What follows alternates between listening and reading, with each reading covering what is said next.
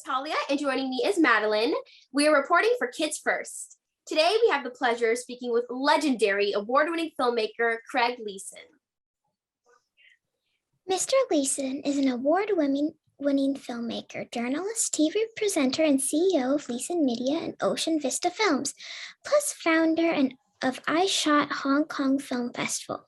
He is the director and producer of the powerful and breathtaking documentary, The Last Glaciers, which opens in select IMAX theaters March 22nd, 2022. Thank you, Mr. Leeson, for joining us on the show.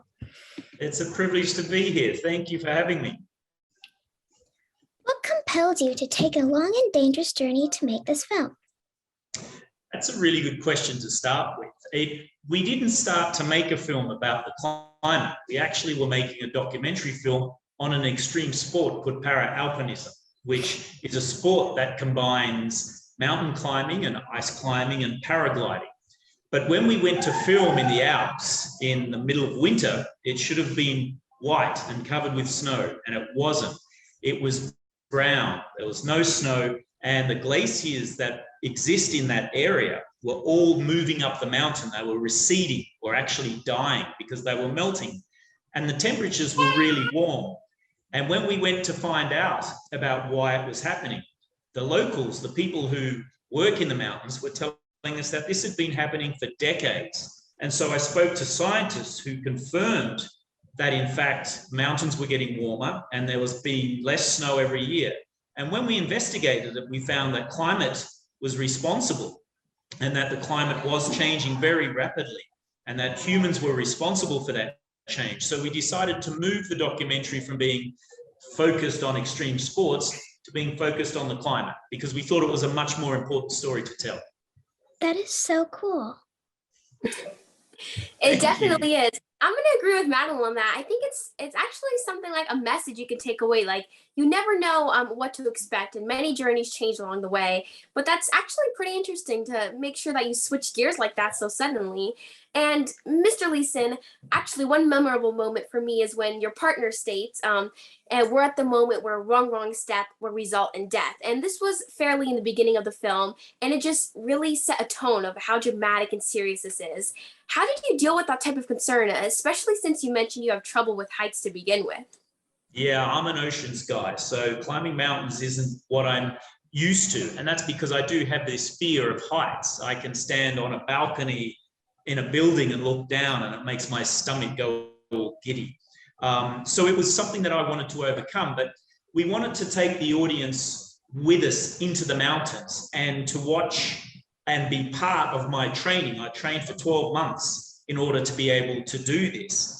And so we wanted to make sure that the audience, as well as myself, understood how serious this was. We were in very critical situations. We're standing on tiny little ridges this wide, and either side there are these massive drops, some 15,000 feet below.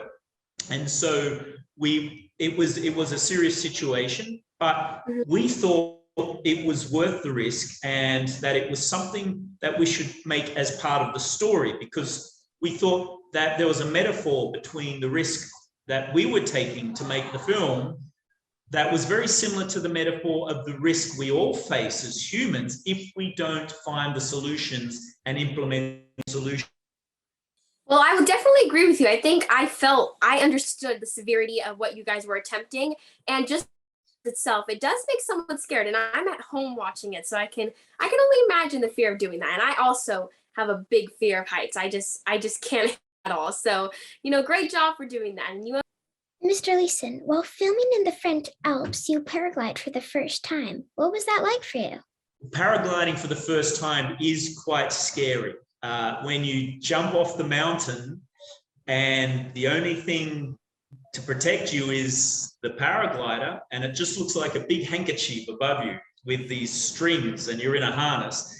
You have to really trust your equipment, and it's something that takes a little bit of getting used to. So the very first time I paraglided, I was really scared because I kept feeling like I was going to fall out of the harness. And you feel very exposed. It's not like being in an aircraft where you're surrounded by metal. You are actually exposed to the elements, and every little breath of wind it affects the paraglider, it moves you around. So to begin with, it was quite scary, but you get used to it. And after a while, you actually start to enjoy the challenge that paragliding provides. That is, must have been so scary for the first time.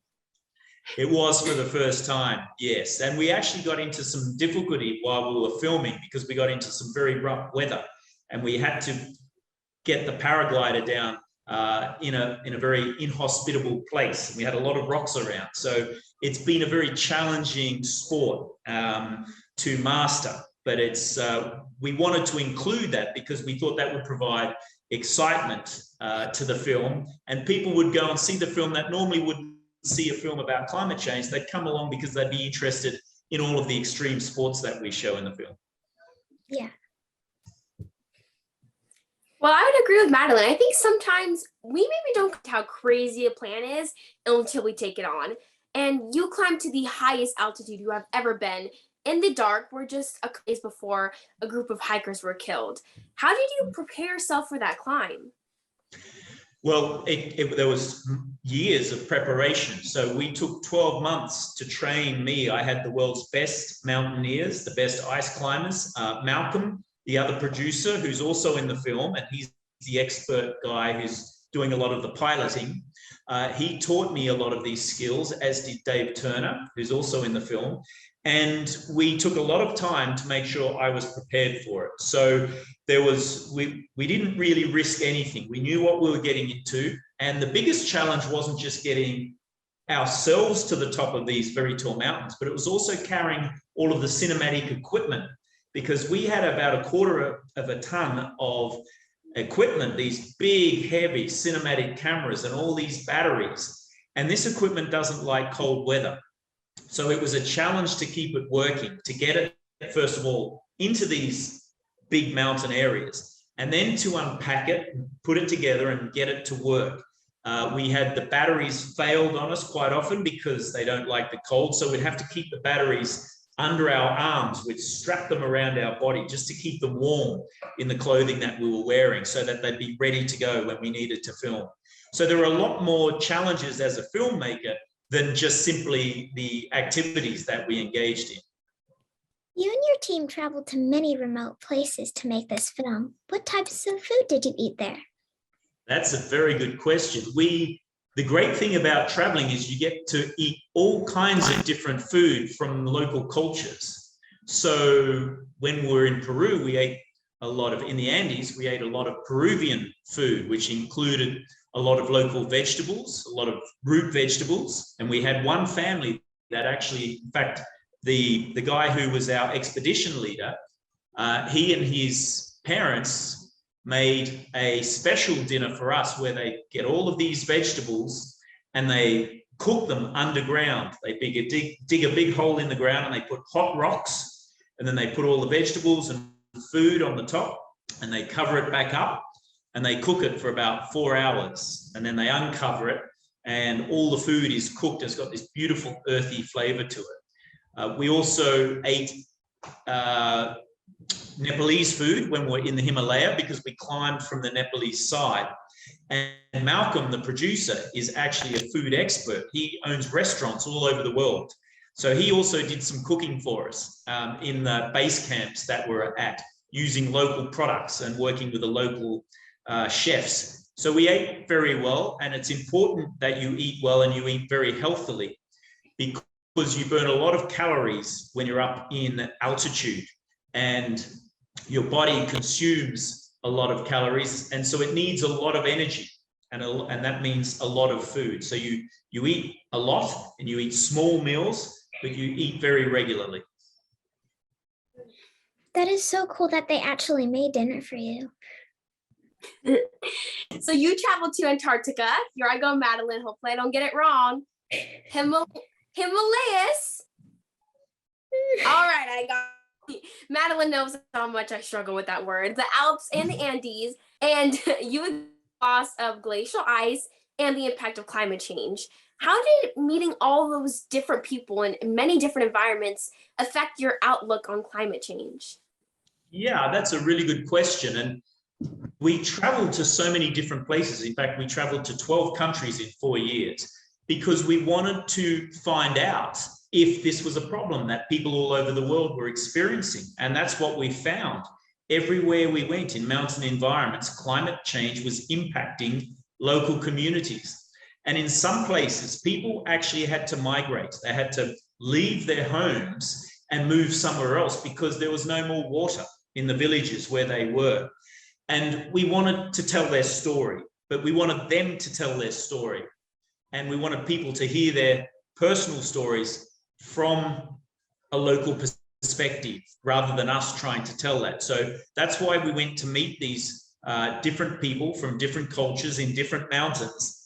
So we could hear about their struggles and learn a lot about what's actually happening on the ground to real people in these real environments. And you see and hear what they have to say in the Last Glaciers. And I think that's very important to hear the personal stories of people being most affected. It's actually pretty interesting. I feel like meeting people who actually live in that in their daily lives, some perspective from them, because you don't understand the daily struggles or things that they've seen before. So it's like, wow, I didn't know this, and you can learn a few things from the locals. So that's actually really interesting. Thanks for sharing that. You're welcome.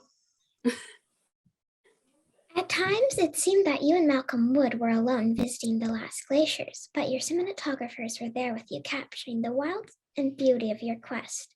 Cody Tuttle, Ryan Atkinson, and Justin Hanrahan. What is your relationship like with the cinematographers who worked with you side by side on this? Thank you, Mr. Leeson, for creating and sharing this terrific climate action film. The Last Glaciers opens in select IMAX theaters March 22nd, 2022. I'm Madeline. Nathalia reporting for Kids First. Be sure to like and subscribe to our channel so you can watch other talent interviews and film reviews by Madeline and myself and our other awesome teammates. Thanks for watching. Bye. There's still time. This is the moment to save our world.